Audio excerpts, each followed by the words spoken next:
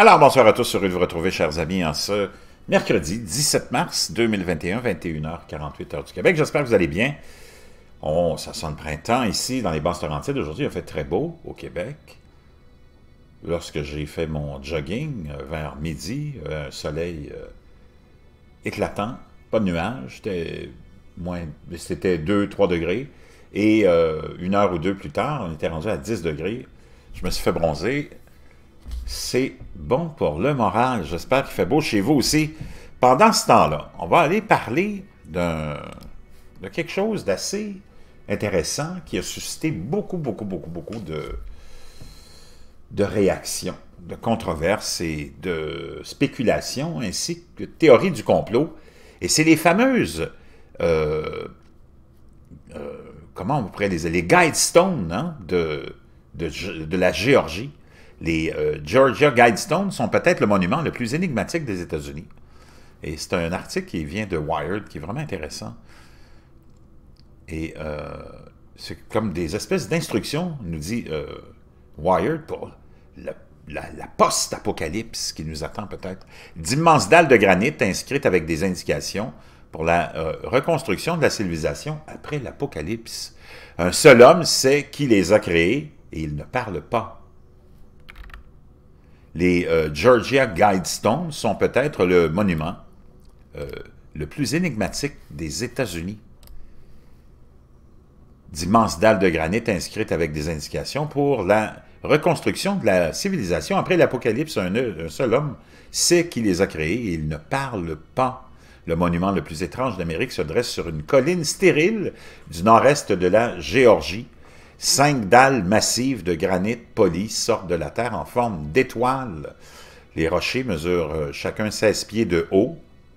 4 d'entre eux pesant plus de 20 tonnes chacun. Ensemble, ils soutiennent une pierre angulaire de 25 000 livres.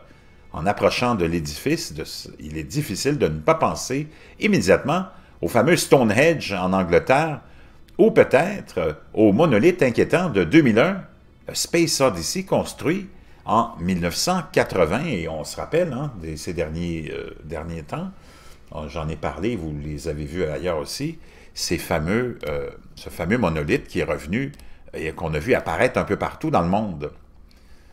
Appelé les Georgia Guidestones, le monument est un mystère, personne ne sait exactement qui l'a commandé, ni pourquoi.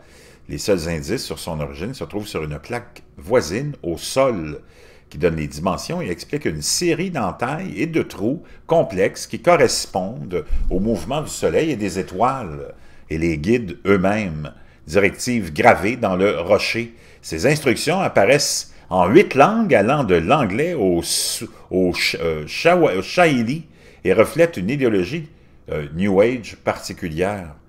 Certains sont vaguement eugéniques, guident la reproduction avec sagesse, améliorant la forme physique et la diversité. D'autres prescrivent le mysticisme hippie standard hein, de cette époque-là, prix de la vérité, beauté, amour, recherche, harmonie avec l'infini. Ce qui est le plus largement admis sur la base des preuves disponibles est que les Guidestones sont censés instruire les survivants étourdis d'une apocalypse imminente alors qu'ils tentent de reconstituer la civilisation. Tout le monde n'est pas à l'aise avec cette notion. Quelques jours avant ma visite, les pierres avaient été éclaboussées de polyuréthane et peintes à la bombe avec des graffitis, y compris des slogans comme « Mort au nouvel ordre mondial ». Cette dégradation a été le premier acte sérieux de vandalisme dans l'histoire des Guidestones. Mais ce n'était pas la première objection à leur existence. En fait, depuis plus de 3 décennies, cette structure étrange au cœur de la ceinture biblique a généré des réponses allant de l'enchantement à l'horreur. Les partisans, parmi lesquels Yoko Ono, ont salué les messages comme un appel émouvant à la pensée rationnelle, semblable à The Age of Reason de Thomas Paine. Les opposants les ont attaqués comme les 10 commandements de l'Antéchrist. Quels que soient les architectes anonymes des Guidestones, ils savent ce qu'ils faisaient. Le monument est une structure hautement conçue qui suit parfaitement le soleil. Il parvient également à engendrer une fascination sans fin grâce à une aura de mystère soigneusement orchestrée. et les pierres ont attiré de nombreux fidèles à se défendre contre ceux qui voudraient les détruire. De toute évidence, celui qui a placé le monument ici a très bien compris une chose, les gens apprécient ce qu'ils comprennent moins, ou pas, autant que ce qu'ils font. L'histoire des Georgia Guidestones a commencé un vendredi après-midi de juin 1979, lorsqu'un élégant homme aux cheveux gris s'est présenté dans le comté d'Elbert, s'est rendu dans les bureaux d'Elberton Granite Finishing et s'est présenté sous le nom de Robert C. Christian. Il prétendait représenter un petit groupe d'Américains fidèles qui avaient planifié l'installation d'un monument en pierre exceptionnellement grand et complexe. Christian était venu à Elberton, le siège du comté et la capitale du monde, pour le granit parce qu'il croyait que ses carrières produisaient la pierre la plus fine de la planète.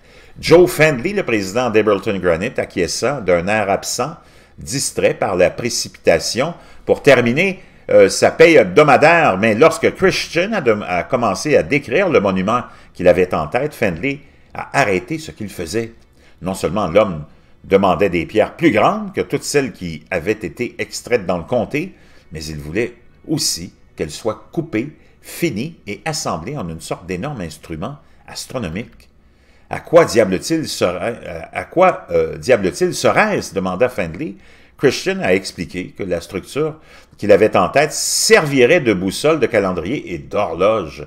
Il devrait également être gravé avec un ensemble de guides rédigés dans 8 des principales langues du monde, et il devrait être capable de résister aux événements les plus catastrophiques pour que les restes brisés de l'humanité puissent utiliser ces guides pour rétablir une civilisation meilleure que ce qu'elle était sur le point avant de se détruire.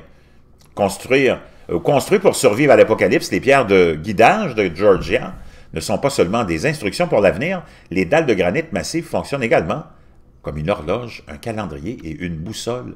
Le mouvement se trouve au point le plus élevé du comté d'Elbert et est orienté pour suivre la migration est-ouest du Soleil toute l'année.